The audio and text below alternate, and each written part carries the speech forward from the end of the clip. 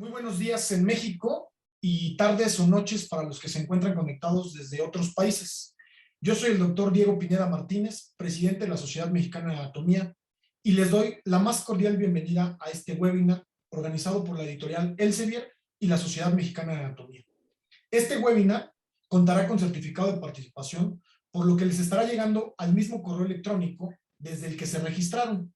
Es muy importante mencionarles que durante este evento tendremos una traducción simultánea, ya que el webinar es en inglés. Así que si quieren escucharlo en español, deberán dar clic en el icono del mundo que les aparece en la parte inferior de su pantalla y seleccionar el idioma español o castellano según les aparezca. Muy buenos días, doctor Antonio Soto Paulino. Le cedo la palabra. Hola, buen día a todos. Muchas gracias por la invitación. Muchas gracias, doctor Marius Lucas, por estar con nosotros en esta ocasión y exponer de forma magistral este contenido de anatomía. Yo soy Antonio Soto, soy médico cirujano y soy el secretario actual de la Sociedad Mexicana de Anatomía. Soy expresidente de la Sociedad Mexicana de Anatomía y extesorero de la Asociación Panamericana de Anatomía. Entonces, para mí es un gran privilegio presentar al ponente del día de hoy, el doctor Marius Lucas. Nada más como preámbulo, el doctor es autor actualmente de la Guía Fotográfica de Disección del Cuerpo Humano, que va en su segunda edición, publicada en el 2019, además del Repaso de Anatomía, que también va en su segunda edición del 2016. Pues el doctor Marius Lucas obtuvo el doctorado en el año 2000 de la Facultad de Medicina de la Universidad de Varsovia, en Varsovia, Polonia.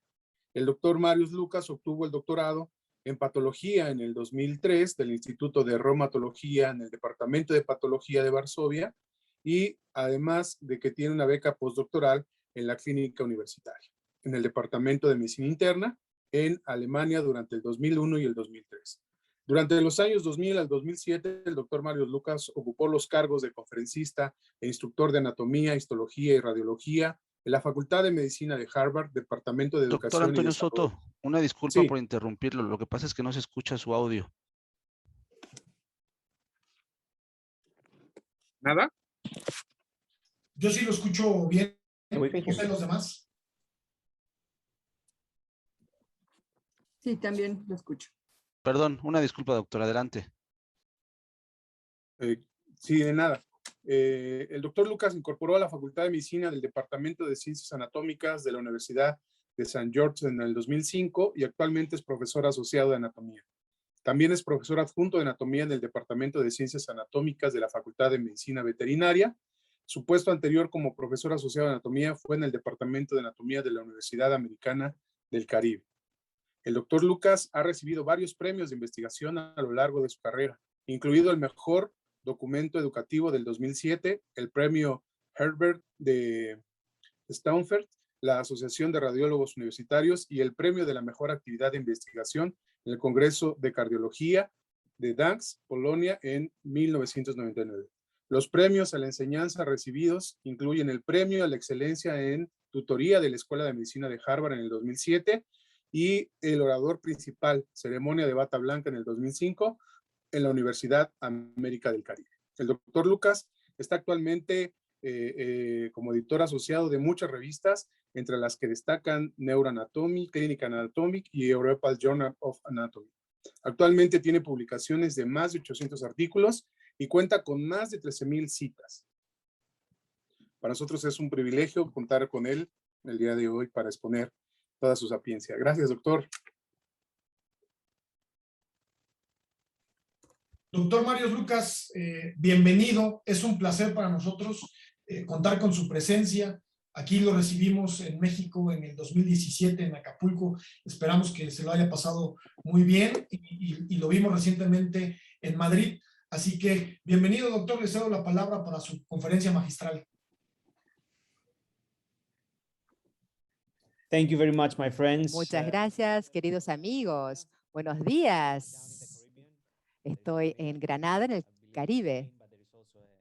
Tenemos una Granada en España y otra en el Caribe. Estamos en una pequeña isla del Caribe. Doctor Soto Paulino, doctor Martínez, somos amigos hace tantos años. ¡Qué gusto volver a México! Sería espectacular cuando el coronavirus nos deje. Bueno, teníamos planes de seguir viajando, encontrándonos después de Acapulco, pero bueno, fue espectacular cómo la pasamos en Acapulco, pero estoy seguro de que volveremos a vernos muy brevemente.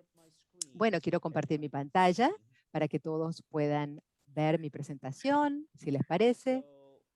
Entonces, bueno, vamos a hablar acerca de la anatomía y una manera innovadora de aprender y comprender a la anatomía será muy interesante. Me imagino que para todos los presentes que están aquí con nosotros hoy, para que puedan entender y ver cómo podemos pensar con un abordaje más contemporáneo de educación médica a la hora de aprender los mecanismos más eficaces de la enseñanza y pedagogía. Vamos a hablar un poquito acerca de todo esto. Y bueno, a ver, ¿dónde queda la Universidad de San Jorge en el Caribe? Vean esta isla tan chiquitita enfrente de la costa de Venezuela y Trinidad. Aquí estamos. Estamos en la ruta de los huracanes, pero bueno, a veces tenemos un huracán, el clima es fantástico. Miren qué linda la universidad, una vista fantástica, estamos muy cerca del aeropuerto, así que realmente podemos muchos estudiantes que estudian, más o menos 6.000 estudiantes de medicina en nuestra universidad, en la Facultad de Medicina. 80% de los estudiantes son de Estados Unidos y el 20% del resto del mundo. Quiero contarles un poquito entonces acerca de qué es el aprendizaje. El aprendizaje es, de acuerdo con este libro que les recomiendo, me parece un libro de lectura fácil, se lee en 1 o 2 días a lo sumo, pero nos dará buenos tips, buenos consejos acerca de la ciencia del aprendizaje exitoso. Y creo que todos los estudiantes de medicina podrían leer esto antes de empezar la facultad de medicina. Entonces, de acuerdo con este libro, ¿qué es el aprendizaje? Tener una serie de aptitudes y conocimientos aprendidos para disponibilizarlos a partir de la memoria para poder resolver problemas y oportunidades futuras. O sea, aprender de memoria. Pero bueno, ¿qué pasa con el aprendizaje? Algunas verdades. Creo que ustedes ya lo hacen y yo también lo hice cuando fui estudiante de medicina. Uno tenía que leer y releer los textos para aprenderlo. No es un buen método de aprendizaje. O sea, cuanto más uno lee el mismo material de los libros de texto, menos uno memoriza, menos uno entiende. Pero bueno, es muy cómodo, o sea, leer y volver a leer y leer una vez más. Es cómodo, estamos acostumbrados a hacerlo así. Por la experiencia y por experimentos, hemos visto que no es un buen método. O sea, prácticas de recuperación. ¿Qué quiere decir esto? Tal vez hacer intervalos como estrategia de revisión. ¿Qué quiere decir esto? Hoy leo el capítulo 1, la semana que viene lo leo de nuevo y dentro de 3 semanas lo leo de nuevo. Este tipo de intervalos es un método mucho más exitoso que durante 3 días repetir el mismo capítulo una y otra vez. Hacer una lectura alternada. Por ejemplo, leo primero un artículo de anatomía, un capítulo de anatomía. Mañana, histología. Pasado mañana, fisiología. Y después de 3 o 4 días, vuelvo a la anatomía. Estoy alternando temas. Es un método muy bueno para aumentar la capacidad de memorización y aprender más rápido. Tratar de resolver un problema antes de que uno lo trate de enseñar. A ver, por ejemplo, si tenemos una pregunta multiple choice de elección múltiple y un profesor le dará esta pregunta antes de leer el material, uno puede tratar de hacer un esfuerzo de dilucidar o resolver el problema aunque uno no sepa la respuesta, porque usted todavía no estudió, pero este ejercicio, este esfuerzo es un buen método de aprendizaje. A veces los alumnos tienen miedo de conversar adelante de los compañeros, algo que no saben. No No, me parece que no. No hay que tener vergüenza si uno no sabe. Si uno no sabe, uno no sabe. Pero este proceso de buscar la respuesta es un ejercicio mental muy, muy bueno a la hora de aprender. Pero bueno, infelizmente, todos estamos muy susceptibles a las ilusiones. Siempre pensamos que sabemos tal cosa y que no sabemos tal otra. Uno a veces piensa que sabe todo y en realidad no sabemos nada. Uno tiene una ilusión de una cierta familiaridad. Es una ilusión que uno tiene. Está familiarizado con el contenido, pero en la realidad no sabemos este contenido. Pero lo más importante es que uno puede hacer pruebas para saber lo que sabemos y lo que no sabemos. O sea, a partir de las pruebas, uno sabe lo que sabe y lo que no sabe. ¿Por qué? Porque uno está constantemente desafiándose, probando, viendo que no entendimos. Les doy un ejemplo. A ver, por ejemplo, estamos leyendo un artículo del diario. Lo leemos de nuevo, lo leemos de nuevo. Entonces uno dice, bueno, sí, leí este artículo del diario, me lo aprendí casi de memoria, pero lo entendí. Entonces, bueno, ahora viene el tema de la prueba. Si yo te hago una prueba, ahí sí vamos a saber si aprendí o no aprendí, si recuerdo o no recuerdo. Y por eso les quiero decir que lo más importante en el aprendizaje es la prueba, la evaluación. A veces la gente piensa que uno puede aprender practicando las respuestas y las preguntas y las respuestas 1000 veces. ¿Es una manera eficaz de aprender? Sí, con preguntas y respuestas. Entonces, si uno memoriza, uno tiene que hacerse un propio test. Uno tiene que tratar de estudiar de esta manera espaciada, con intervalos. Una cosa hoy, otra cosa dentro de los 2 días. Hay que elaborar lo que hemos estudiado. ¿Cómo? Por ejemplo, le cuenta a un compañero lo que usted aprendió. Uno aumenta muchísimo la memoria así. Y uno también tiene que generar preguntas, tomar apuntes. Después hay que volver a casa, después de la clase, y reflexionar. A ver, ¿qué aprendí hoy? Me acuerdo el tema que se presentó y hacer una calibración. ¿Cómo se hace esto? Estamos eh, haciendo pruebitas, evaluando lo que sé para identificar lo que no me acuerdo, volver al material y, por supuesto, alternar todas estas opciones. Entonces, si usted realmente quiere entender cuál es el mensaje más importante de mi presentación, cuál es la manera más eficaz de aprender, sin duda hay que evaluarse a uno mismo. Esa es la mejor manera de aprender. Así que bueno, tenemos muchos libros, como ustedes ven aquí en pantalla. ¿Cuál es el mejor libro? ¿Cuál es la mejor guía para estudiar? A ver, bueno, son todos muy buenos. No tenemos que leer todos los libros, todas las guías y manuales, pero la pregunta es, ¿uno sabe encontrar la respuesta? Entonces, la revisión de la anatomía de Grace tiene este objetivo, esta guía fotográfica. Aquí tenemos una pirámide que se llama la taxonomía de Bloom. Es una pirámide jerárquica que de alguna manera compila los diferentes niveles en la consecución de los objetivos del aprendizaje. Entonces, podemos hacer lo mismo en las preguntas de multiple choice. La manera más fácil de evaluar esto es recordarlo. ¿Me acuerdo cuál es el nervio de la inervación del antebrazo? Simplemente una pregunta para ver si entendí, si entiendo. A ver, digamos, si pierdo los músculos del antebrazo, ¿pierdo? O sea, si yo tengo que utilizar mi muñeca, trato de entender lo que sucede. Estamos aplicando y analizando. Si yo voy al hospital, ¿puedo poner en práctica este conocimiento? ¿Puedo poner todo esto en orden para ponerlo en práctica? Y si estoy evaluando y creando, basándome en mi conocimiento, ¿puedo crear una prueba con respuestas múltiples? Entonces, el conocimiento empieza.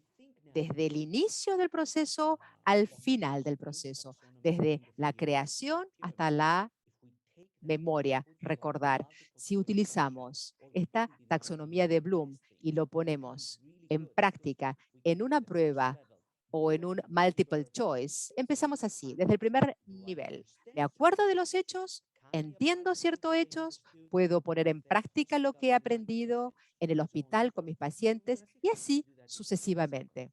Ya les muestro en práctica cómo funciona todo esto. Ahora quiero presentarles un concepto bastante interesante de este modelo jerárquico que he desarrollado a partir de las preguntas de multiple choice progresivas, de elección múltiple, progresando y avanzando a respuestas más complicadas. Me parece que esta es la llave de lo que es aprender y entender.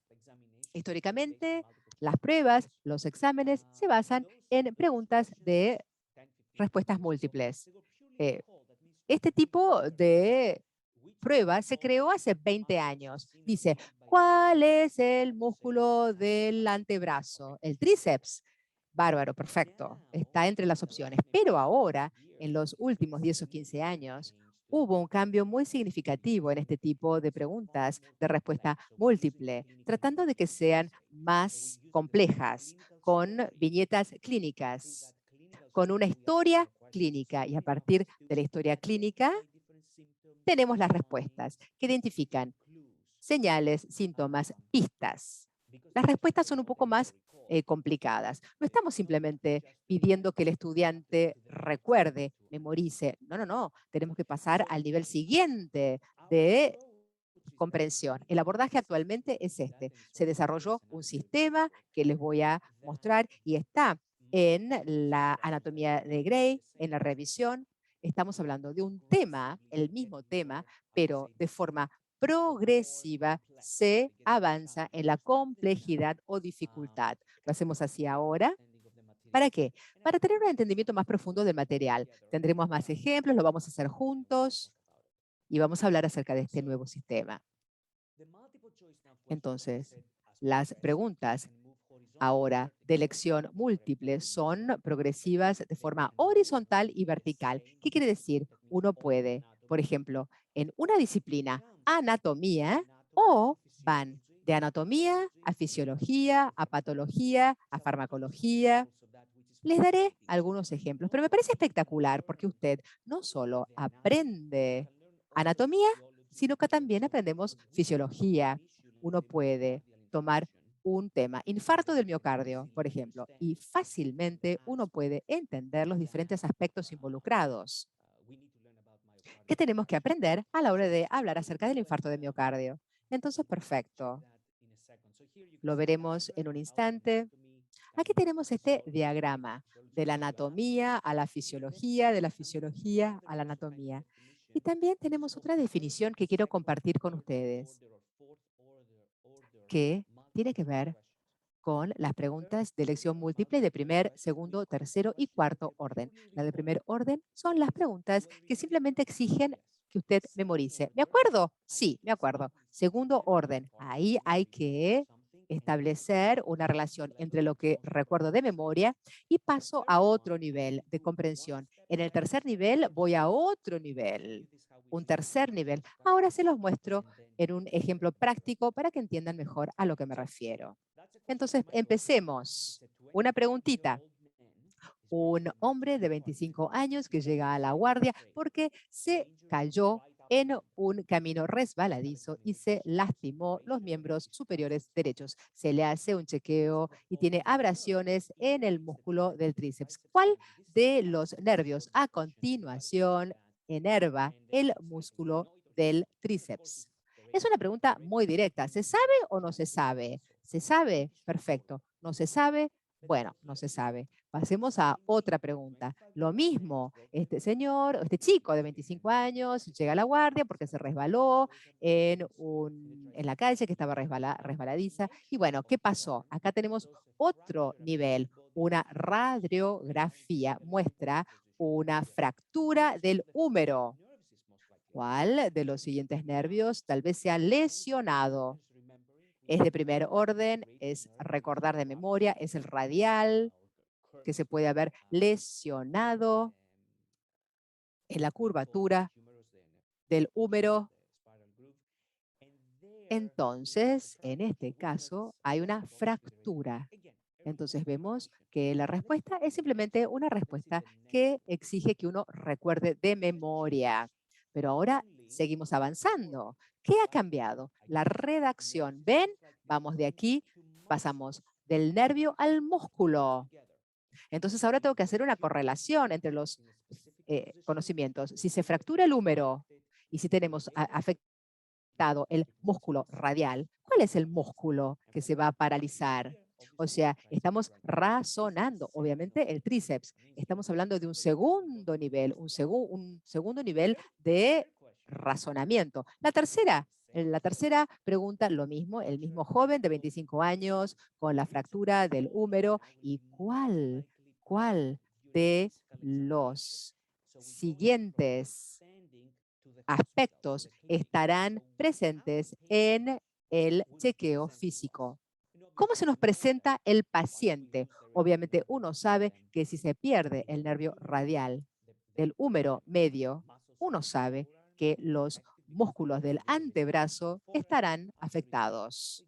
Y esto tal vez tendremos un movimiento así de la muñeca en este movimiento caído. Es clásico, hay que pensar porque se ha complejizado este razonamiento. No solo tenemos que entender y recordar, tenemos que razonar y entender el funcionamiento del cuerpo humano. Avancemos en la dificultad. Este hombre de 25 años en la guardia. ¿Y qué pasa? La radiografía muestra esta figura. Ahora tenemos que identificar la fractura del húmero medio, se identifica. Y ahí entendemos que si tenemos este problema en el húmero con los músculos del antebrazo, y la pregunta es, ¿cuál es el déficit que se identificará en el chequeo físico? Uno tiene que examinar al paciente. ¿Y qué vamos a identificar? Y si lo pensamos, uno pierde los más músculos extensores del antebrazo, tenemos este movimiento de muñeca caída y es muy difícil cerrar el puño, hacer este movimiento. ¿Por qué es difícil cerrar el puño? ¿Por qué? Porque no tenemos estos tendones del antebrazo alineados que son los que me ayudan a cerrar el puño y hacer este movimiento para que los flexores puedan hacer este movimiento en el puño. Y si yo tengo a la muñeca así caída, realmente podremos cerrar el puño, pero no bien. Entonces, bueno, volviendo al tema que quiero que recuerden, que les planteo, es este. ¿Ven cómo la pregunta se ha paso a paso vuelto una pregunta cada vez más compleja? Partimos de una pregunta extremadamente simple a una pregunta mucho más compleja. Entonces, para que usted pueda contestar esta pregunta, usted tiene que entender muy bien el material. Usted tiene que saber todo lo que pasa. O sea, la mejor manera de aprender es ir con estas preguntas que están en el libro, en la revisión de Grace, que me dan este camino, esta evolución pedagógica, digamos, de aprendizaje. Pasemos a otro tema. Aquí tenemos un ejemplo tal vez un poquito más divertido porque en este caso vamos de la anatomía a la fisiología, a la patología, a la fisiopatología.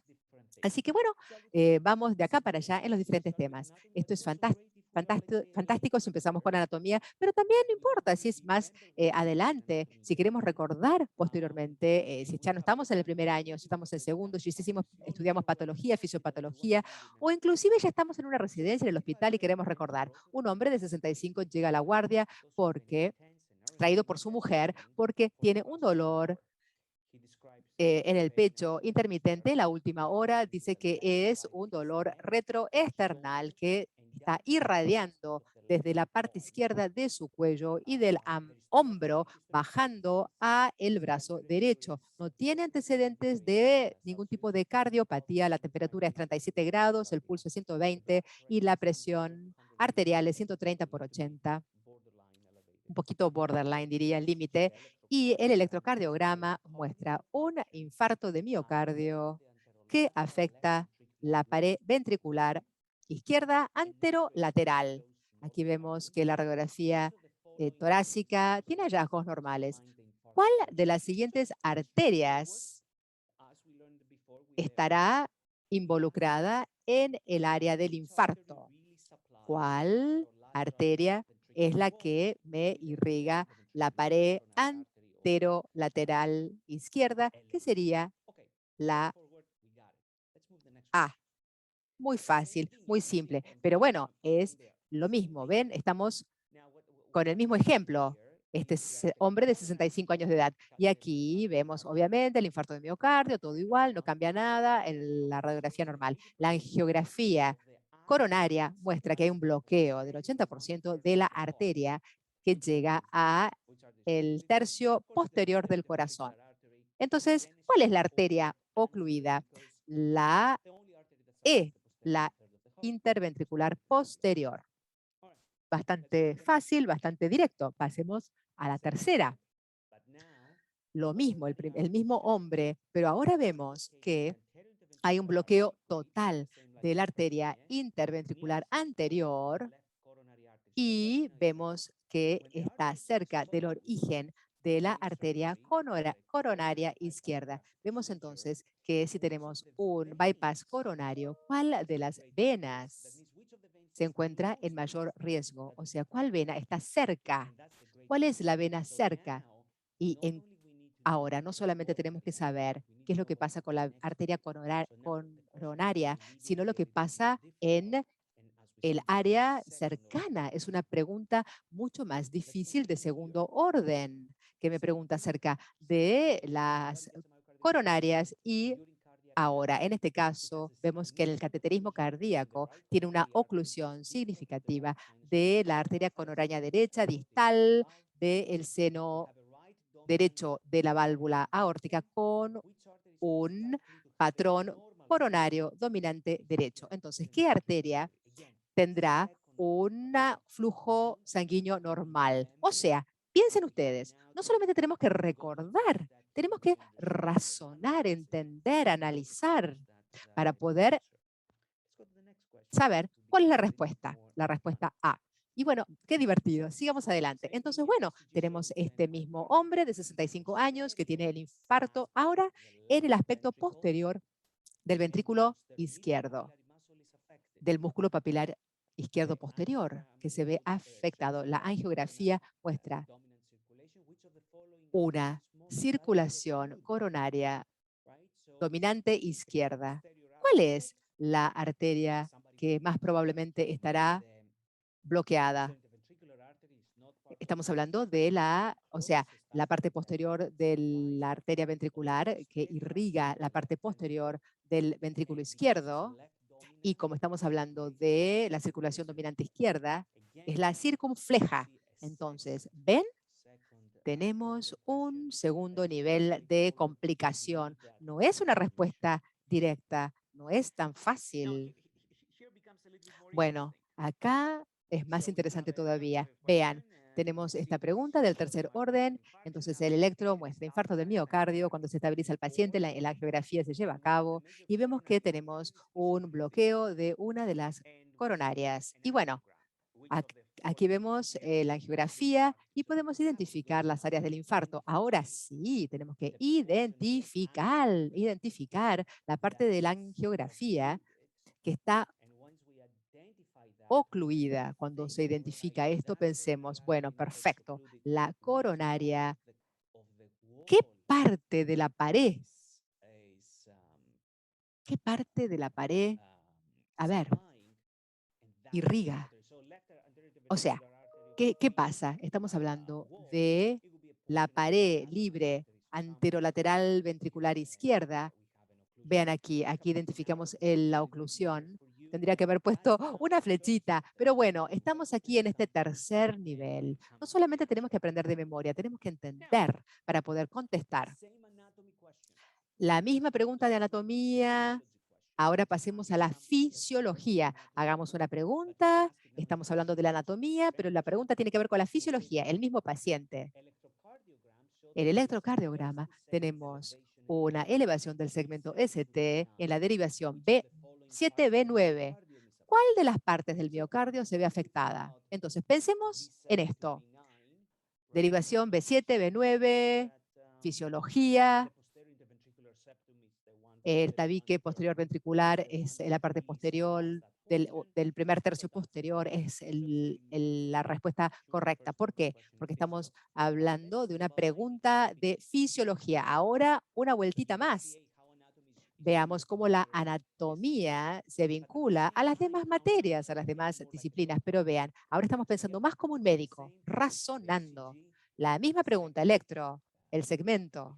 Seguimos adelante con elevación de las derivaciones B7, B9. ¿Qué pasa? A ver, ¿cuál es la arteria que está irrigando el área? Veamos. El tabique interventricular posterior, el tercio del tabique, es el que está con la derivación B7, B9. ¿Qué arteria? Bueno, a ver, ¿qué arteria irriga el tercio posterior? ¿Cuál?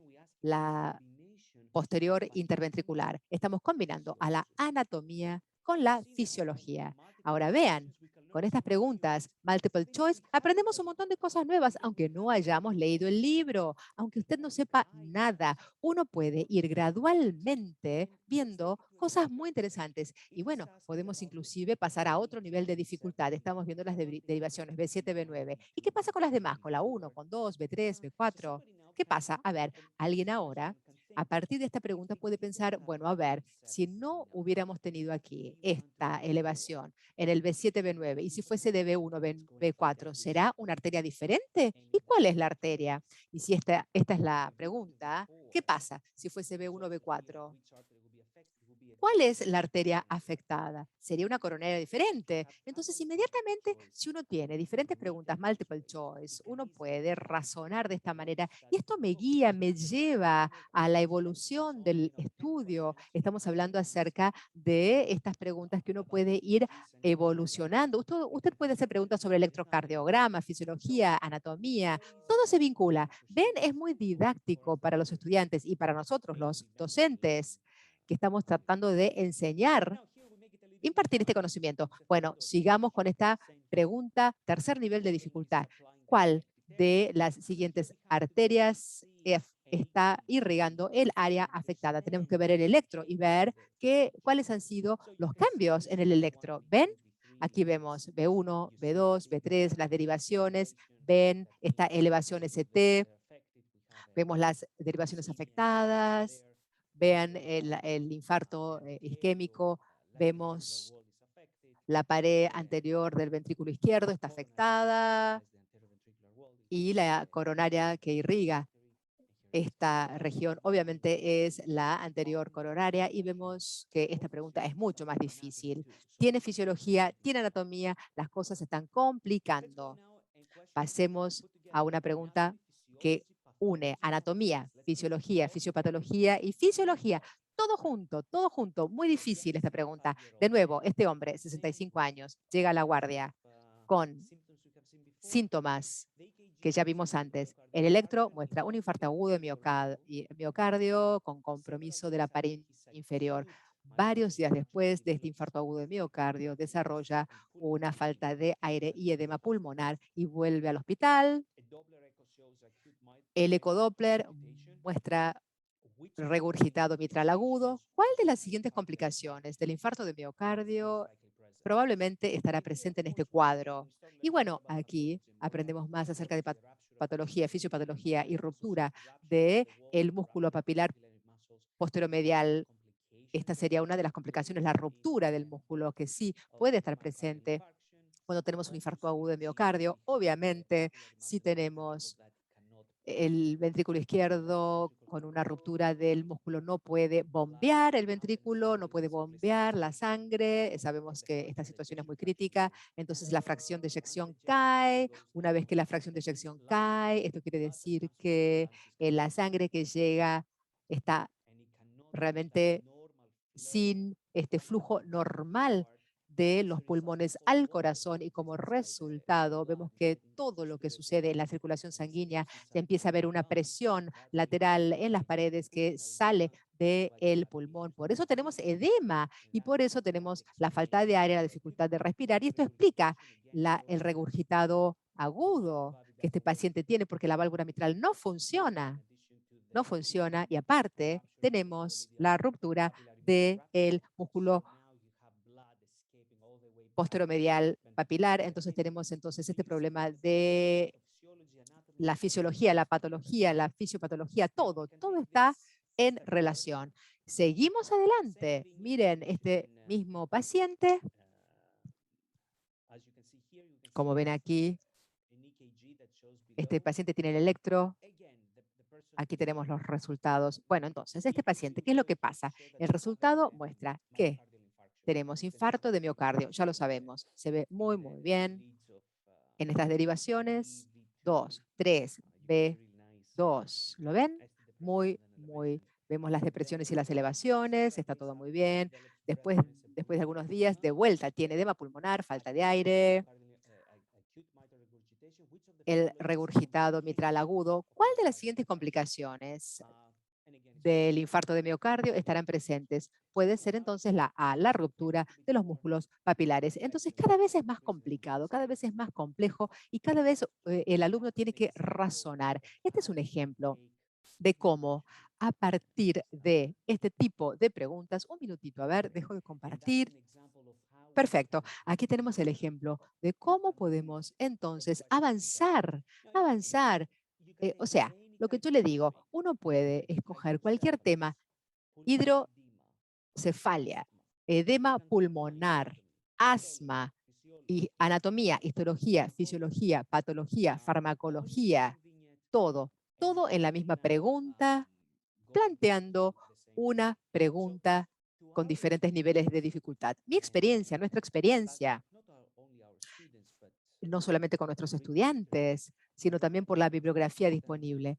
Uno de los aspectos más importantes del aprendizaje al nivel que nosotros, docentes, esperamos que los estudiantes aprendan. Y al mismo tiempo, por supuesto, ¿cómo hacemos para ser un muy buen doctor?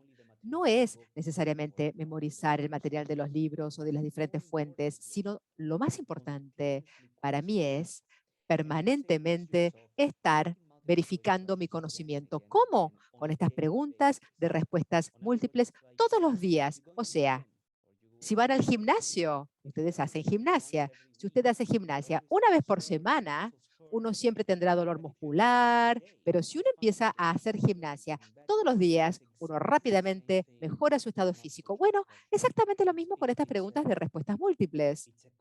El ejemplo es que es un esfuerzo permanente y uno puede autograduarse, analizar mejor el contenido de las materias y fortalece mi memoria. ¿Por qué? Porque permanentemente estoy aprendiendo a partir de estos procesos difíciles. Todos nosotros tratamos de funcionar de la manera más eficiente, pero a veces nuestra memoria no nos acompaña. Es difícil entrenar a la memoria. ¿Y cómo podemos hacer? Porque uno, a partir de este ejercicio que les propongo de autoevaluación, con estas preguntas de respuestas múltiples, uno se va entrenando. Es muy difícil memorizar todo lo que está, por ejemplo, en la guía fotográfica, en el atlas. Es muy difícil aprender y rememorizar todo, pero con estas tips, con estos consejos que les doy, podremos pasar al mundo de respuestas múltiples que nos pueden ayudar a mejorar nuestro desempeño. Y estoy disponible para las preguntas que ustedes quieran. Muchas gracias. Muchísimas gracias, doctor Mario Lucas. Excelente presentación, excelente conferencia. Vamos a dar paso a estas preguntas y respuestas. Antes, quisiera yo mencionar, porque es muy, muy importante, tenemos un aforo de más de 1000 personas. Agradecemos mucho la presencia de todos. Quisiera yo destacar que existen personas en México, por supuesto, desde el interior de la República, de muchos estados, le mandan muchos saludos, pero también existe gente conectada desde Chile, Bolivia, Brasil, Perú, Honduras, España, Argentina, Estados Unidos, Guatemala, Colombia, Paraguay, República Dominicana, Ecuador, El Salvador y Venezuela. Espero que no se me haya pasado algunos de los que fui anotando que mandaron saludos. Así que muchísimas gracias. Por supuesto que esto va a enriquecer mucho más esta plática. Doctor, creo que a lo largo de la plática ha resuelto una de las grandes preguntas que nos hemos hecho durante la pandemia. Cuando aplicamos exámenes, hemos visto que el alumno se copia. Y esto es porque encuentra la respuesta en Google, porque es una respuesta que no los hace razonar y que no los hace pensar. Creo que su método, este método que expuso, nos hace o nos responde esa pregunta de cómo podemos mejorar el tipo de preguntas que le hacemos a nuestros estudiantes y por supuesto es que no sea únicamente de memoria. También aquí pasamos a las preguntas. Jimena, déjenme ubicarme aquí en las preguntas. Jimena nos pregunta si usted considera que con las flashcards puede ser un buen método de estudio de acuerdo con este método progresivo.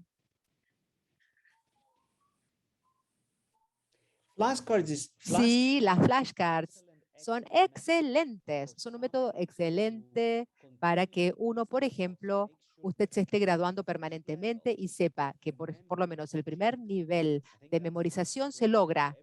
Es un método fantástico. Todos los estudiantes tienen que tener sus propias flashcards creadas por él mismo o las nuestras. Es rápido. No hace falta dedicarle demasiado tiempo, pero hace que el cerebro esté permanentemente en funcionamiento. Es el primer nivel, el nivel básico. Todos los estudiantes, porque yo creo que tenemos que recordar esto. O sea, estamos hablando de medicina. Es una disciplina que exige cierto nivel de memorización, obviamente. Entonces, permanentemente esforzarnos para recordar cada vez más. Las flashcards son un método fácil, bueno, pero no son todo. Yo diría 30, 40% de lo que tenemos que hacer son las flashcards, pero después hay que pasar al otro nivel. Y el otro nivel de preguntas que nosotros como docentes hemos creado son los que comparto con ustedes, que los estudiantes cuando hacen sus respuestas son preguntas que no pueden encontrar en Google, doctor, como dijo usted, preguntas que no las puedo googlear. Entonces, las preguntas que tenemos en el libro, le digo a los computadores, perfecto, consulten los libros, lo que quieran, tenemos 500 preguntas, 1 hora, listo, empecemos. Pero aunque usen Google, aunque tengan 150.000 libros, si no lo saben, no van a encontrar la respuesta. Excelente, excelente. Doctor Antonio Soto, por favor. Doctor, muchas gracias. La verdad es que es muy interesante esta proyección del trabajo para el estudio de nuestros chicos, de nuestros estudiantes de medicina. Si bien es cierto, la mayoría de ellos busca los recursos para poder aprender, porque yo he observado y sé de mucho dificultad por parte de los docentes para poder enseñar la materia. No quiero generalizar, algunos, ¿no? La pregunta sería, ¿cómo hacemos para que esta información llegue a los profesores y organicen de una forma armónica la práctica del estudio de la anatomía? Porque si la mayoría de ellos da anatomía memorística, anatomía de libros que todavía son muy clásicos y están muy renuentes a la actualización. Lo que nos acaba de exponer es muy padre porque vemos la anatomía con la parte de la aplicación clínica, con la aplicación fisiológica. Pero repito, ¿cómo hacer llegar esto a los docentes para cambiar la forma de enseñar la anatomía? Yes, absolutely. Entiendo perfectamente. Y lo que usted dice, doctor Paulino, es un tema muy importante. Uno tiene la manera tradicional de enseñar, que no es mala para nada. Yo no critico la enseñanza tradicional que todos utilizamos, pero se pueden modificar algunos componentes de la enseñanza para mejorar y para que sea más interesante para el alumnado también, doctor, porque si el público son los estudiantes, ellos tienen que estar felices, tienen que estar interesados, no tienen que estar aburridos, con cara de que no les interesa o que lo podría leer solo en casa, lo puedo hacer por mi cuenta. Entonces, una manera interesante que nosotros hemos identificado, que realmente funciona muy, muy bien, es esto. Usted da su clase normal. Corazón, cerebro, lo que sea, la materia que sea. Y bueno, a cada 3 o 4 slides, pongan una preguntita multiple choice de respuesta múltiple. O sea, durante su clase, si son 30 minutos o 40 minutos, por lo menos 10 o 8 preguntas de respuesta múltiple a cada 3 o 4 slides. ¿Para qué? Para incentivarlos y para ver si están prestando atención. Usted puede usar el clic, los estudiantes pueden participar con el teléfono celular y es divertido, doctor, es divertido porque es interactivo, ellos participan, les da las respuestas aparecen en pantalla, usted puede explicar la respuesta, si está correcta o no, todos entienden lo que usted acabó de explicarles y lo entienden porque ha sido aplicado en esta pruebita, en estas respuestas múltiples. Lo que usted acabó de enseñarles, ellos ven lo que tienen que enfatizar y recordar. Entonces es un proceso activo entre usted y los alumnos. Usted habla. Después de 5 minutitos, 6 minutitos, porque más o menos es el rango de atención que tenemos. O sea, uno está concentrado. ¿Cuánto? 45 minutos. Uno no está prestando atención todo el tiempo. Entonces, 5 o 6 minutitos. Si usted presta atención y después le ponemos en pantalla la pruebita. A ver, estamos acá en esta clase. Ahora viene la pregunta con respuestas múltiples. Analizamos las respuestas y después usted continúa. 5 o 6 minutitos más, doctor. Otra respuesta múltiple. Entonces es dinámico porque los alumnos participan. Nadie se aburre, nadie se distrae, porque tienen que estar atentos y me parece que las preguntas pueden ser muy didácticas, con respuestas interesantes. Me parece que se pueden presentar muchas cosas clínicas. Así que, doctor, me parece que sería una herramienta. Me parece que es la mejor manera, pero sin cambiar realmente su material. El material es el mismo, doctor. Es el método clásico, pero usted lo modifica un poquito con la introducción de estas preguntas de respuestas múltiples para que los alumnos participen. Imagínense si todos los docentes del cuerpo docente incorporan esto, imagínense cómo van a practicar los estudiantes todos los días en aula. Así es. No, muchas gracias, doctor. Doctor Mario Lucas, tratando de conectar un poquito, porque ya nos mostró algunos tips que se pueden dar durante la clase. Milagros Chinchay pregunta, ¿qué aplicaciones tecnológicas recomendaría para los estudiantes que quieren aplicar el método de estudio que usted está explicando? Y agradece su ponencia.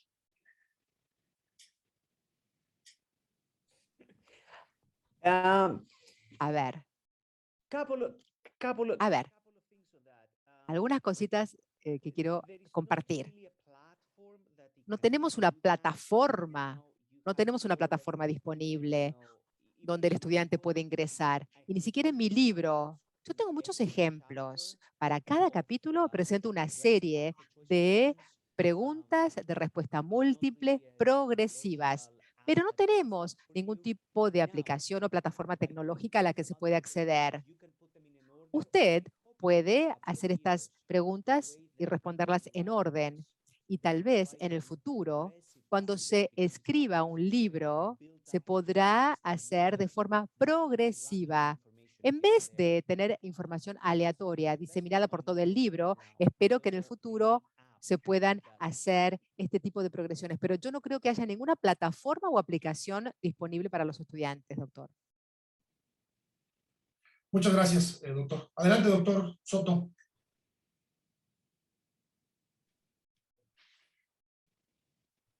Tiene su micrófono apagado, doctor. Sí, otra de las preguntas que nos han hecho es precisamente de cómo poder hacer para que un profesor se interese en la enseñanza de la anatomía, porque hay algunos profesores que no les interesa que sus alumnos aprendan.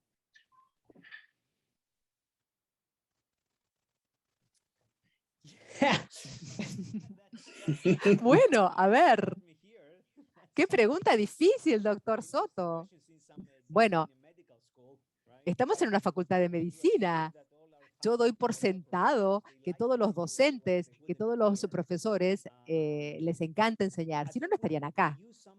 Pero bueno, tenemos algunas herramientas para el desarrollo del cuerpo docente en nuestra facultad. En nuestra facultad tenemos esta herramienta. Tenemos una comisión de miembros docentes y miembros de la administración que hablan con los docentes, responden a sus necesidades e inquietudes y tratan de estar al día con los contenidos, con lo que se puede impartir como conocimiento, qué se puede incluir.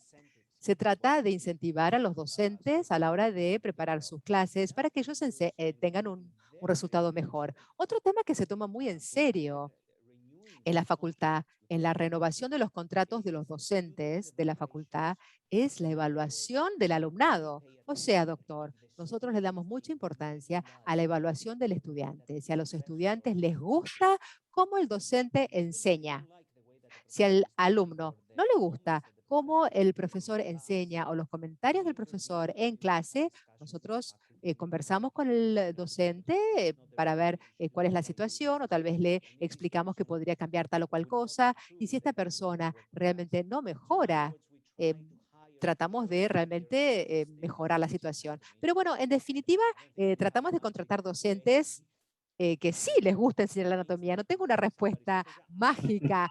A mí me encanta. Yo soy un enamorado de la anatomía, como ustedes ya saben. Yo creo que es la mejor materia, pero me encanta también la histología, la fisiología. Me encanta todo. ¿Por qué? Porque yo soy un médico. Es la profesión que yo amo, es lo que yo hago. Pero bueno, obviamente hay cosas que me gustan menos. Eso es verdad. Pero bueno, a la hora de hablar de la medicina, me encanta todo. Hay cosas que me gustan más, hay cosas que me gustan menos, pero la verdad que me encanta todo. Así que yo puedo decir públicamente que sí, que me gusta algo menos, sí, es verdad, pero yo realmente le confieso que es difícil hablar acerca de algunos temas de pediatría, por ejemplo, terapia intensiva infantil, niños terminales, con enfermedades terminales. Este tema es un tema esencial, muy importante, pero a mí realmente me mata. Yo realmente, porque soy papá, porque tengo hijos, es un tema que personalmente me conmueve demasiado. O sea, vuelvo a casa y sigo pensando a la noche y sigo pensando al día siguiente. Es un tema, o sea, no quiere decir que no me gusta la pediatría de emergencia, porque obviamente es un componente muy importante de la medicina, pero bueno, es un tema en el que necesito un poquito más de distancia. Gracias, doctor. Doctor, nos están escuchando muchos estudiantes y algunos de ellos le piden algún consejo. Por eso voy a hacer dos preguntas que se han repetido constantemente. La primera es, en su etapa estudiantil, ¿cuál fue su método de estudio? Y la segunda es, ¿cuál sería el mejor consejo que usted le daría a alguien que está comenzando la carrera de medicina?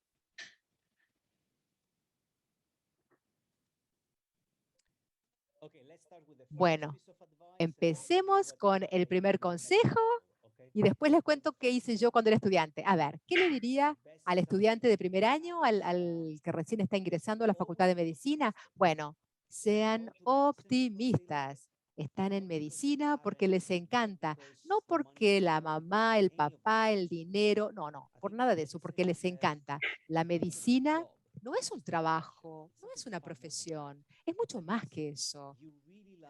Uno tiene que estar realmente enamorado, debe querer tratar a los pacientes, estar interesados en la atención médica. Uno tiene que tener mucho optimismo de que, bueno, primero es difícil, sí, desafíos por delante, sí, muchos. Tendremos que estudiar muchos sacrificios, sí. La gente cerca de uno a veces no entiende que tal vez sí, hay que pasar todo el fin de semana en el hospital. Uno no puede dejar a la familia, no puede volver a casa para las citas o los compromisos. Los pacientes en primer lugar los pacientes. Así que bueno, si la actitud es esa, todo va a estar bien, pero hay que ser optimistas. Tenemos que estar siempre inspirados, porque cuando uno es un médico y el paciente nos necesita, uno tiene que ser, obviamente, somos seres humanos con nuestros problemas, nuestros buenos días, nuestros malos días, pero uno tiene que ser siempre optimista, feliz. Uno debe tomar todas las dificultades con una sonrisa, seguir adelante y ser cada vez mejores.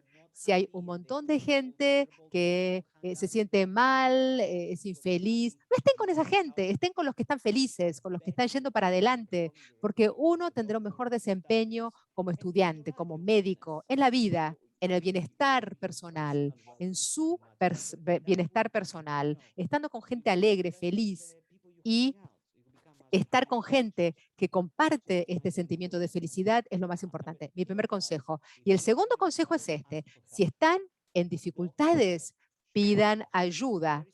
No tengan vergüenza, pidan ayuda. Nosotros no tenemos que tener vergüenza. Hagamos consultas con colegas. Le puedo pedir al doctor Martínez, al doctor Paulino, ¿cuál es su opinión? ¿Qué piensan? Yo tengo una opinión, no estoy 100% seguro. Consulten con los colegas. No hay ninguna vergüenza en consultar. A ver, la pregunta de cómo estudiaba yo cuando era estudiante fue hace tanto. A ver, no teníamos internet, los celulares ni existían, así que yo crecí en una era en donde no había celulares, no teníamos Facebook, no teníamos redes sociales. Y era bárbaro, era fantástico, sin preocuparme por el WhatsApp, sin preocuparme por los mensajitos de texto, sin preocuparme por Instagram. Espectacular. A ver, yo, como cualquier estudiante, estudiaba todos los días, estudiaba todo lo que tenía que estudiar, trataba de memorizar, pero les digo, el tema es que yo estaba totalmente enamorado con la carrera. Yo adoraba todo lo que tuviera que ver con la medicina, estaba fascinado, enamorado. Después entendí bastantes cosas. Por ejemplo, cuando uno estudia anatomía como estudiante, ¿aprendí todo? No, obviamente que no. Aprendí anatomía mucho después, ya recibido como médico. Así que no tengan miedo. Y otra cosa, no hay una receta fantástica. Mi receta no le sirve a usted. No, hay muchas recetas. Lo que funciona mejor para usted, perfecto. Hay que hacerlo así. Excelente, doctor Mario. Doctor Antonio, adelante. Sí, doctor, otra pregunta, a lo mejor también es medio complicada como las que hago, pero nos las ponen nuestros participantes. ¿Usted cree que el aprendizaje online Sure. por la pandemia ha afectado a los conocimientos y aprendizaje de los estudiantes?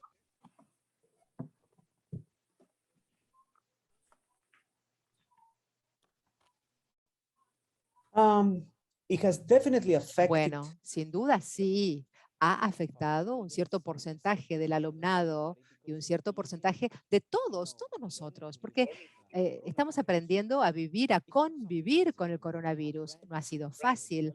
Amigos, parientes que se han visto afectados por el virus. Sin duda, hay un gran nivel de incertidumbre. Hay un gran nivel de incertidumbre respecto de las vacunas. ¿Qué va a pasar el año que viene? ¿Vamos a volver a viajar? Y todo lo que ustedes saben que ha cambiado, sí, sin duda, todos, docentes, alumnos, médicos, todos estamos afectados por el coronavirus. Pero bueno, es difícil cuantificar a qué nivel o cuál es el porcentaje de que se han sentido afectados los docentes y los estudiantes. Yo podría generalizar, es difícil darle valores específicos, pero bueno, estamos en el 2020, en el 2021, han sido años extremadamente difíciles de este siglo, sin duda, porque estamos enfrentándonos a algo que realmente no es fácil de superar. O sea, no es que tenemos una medicación, se toma y listo. No, no fue así, no está siendo así, es muy complejo. Entonces nosotros médicos que estamos, obviamente, en la línea de frente, tenemos una responsabilidad ante la sociedad, una responsabilidad ante el mundo, en el manejo de lo que es la mala información en las redes sociales.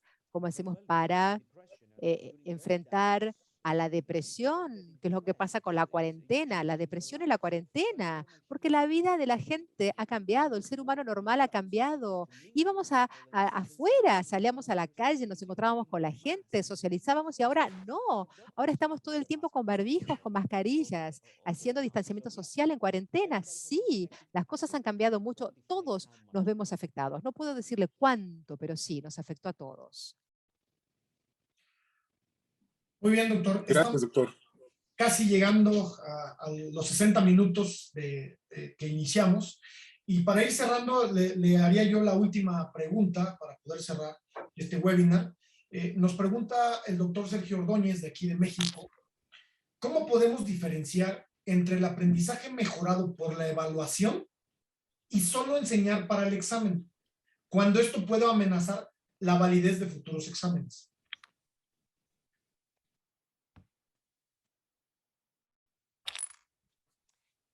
Yes, I mean, Bueno, a ver, en el mundo ideal, las dos cosas van de la mano. Aprobar un examen y aprender. Ambos aspectos son fundamentales, pero bueno, sabemos que enseñar por la enseñanza de por sí, especialmente la medicina, que es un proceso de aprendizaje permanente, esto es fundamental. Nosotros, como educadores, como médicos, tenemos que unir ambos aspectos mediante mecanismos que transformen a la enseñanza en algo interesante para nuestros estudiantes. Yo creo que hoy en día tenemos el concepto y la noción de que el estudiante es un colaborador, es un igual que se siente en la mesa con nosotros a la hora de diseñar una metodología de enseñanza. Porque el estudiante nos tiene que decir si les gusta, si no les gusta, si aprovechan, si mi metodología sirve o no.